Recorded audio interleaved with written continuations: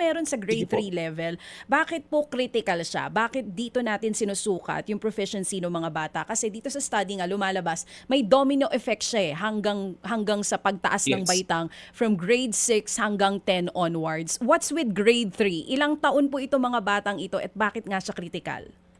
Ano po yan? So grade 7 po ay ang 7 years old ay grade 1, 8, 9. So mga 9 to 10 years old po ang ating grade 3. So iyang taon na yan po, kaya nga ang L na po, hindi NAT. Ang L na is Early Language Literacy and Numeracy.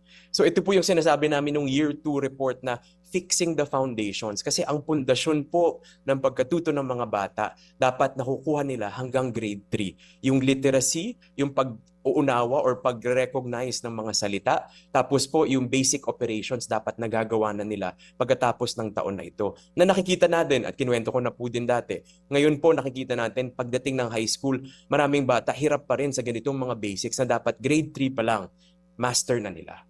So nasaan ang problema? Bakit patuloy na bumababa ang proficiency ng mga estudyante natin? Or bakit nanatiling mababa Yes yung po. proficiency? Oo. Kasi po talagang ganun talaga siyang kababa ilang dekada na.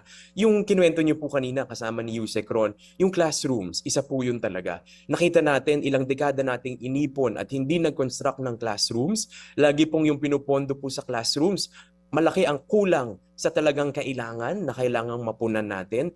Sa datos po na nakita natin ngayon, kung hindi tayo magbibuild ng aggressive ng mga classrooms, pagdating po ng 2028, aakyat from 165,000 to 200,000 ang backlog ng mga classrooms. Kasi po merong 40,000 na mga classrooms magiging 50 years old.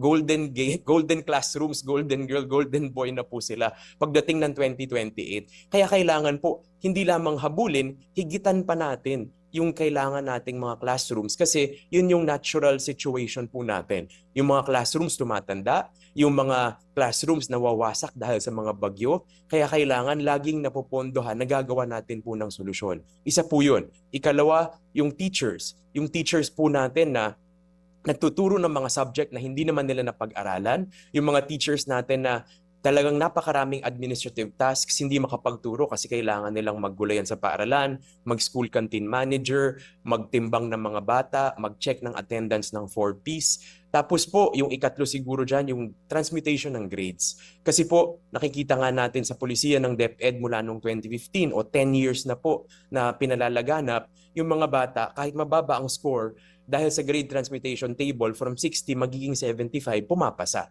So hindi po talaga natutugunan kasi kung bagsak po sila, dapat may remediation na nakatutok sa kanila, dapat po magsa-summer class sila para makahabol. Ang nangyayari po kahit 60 sila, nagiging 75, pasado, tuloy-tuloy lang sa susunod na antas. Tapos po, nagkakaroon pa tayo ng practices na mass promotion. So dahil po dyan, unang-una kulang na sa mga kagamitan, walang libro, kulang ng classroom, siksikan, shifting schedule. Tapos ikalawa, hindi pa natin talaga natutugunan yung mga estudyante kasi may transmutation table, pumapasa naman sila. Talagang nakaligtaan, talagang tuloy-tuloy po na mababa ang proficiency. Mga kapatid, brothers and sisters, saan ka pa? Dito na tayo sa totoo.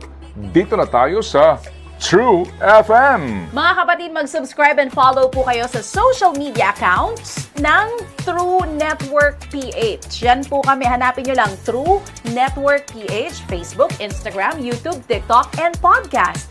Mapa Apple or Spotify man yan, mahahanap nyo kami. Lahat ng mga napapanood at napapakinggan nyo po sa programa, nasa social media accounts namin yan. So paano mga kapatid? See you sa social media!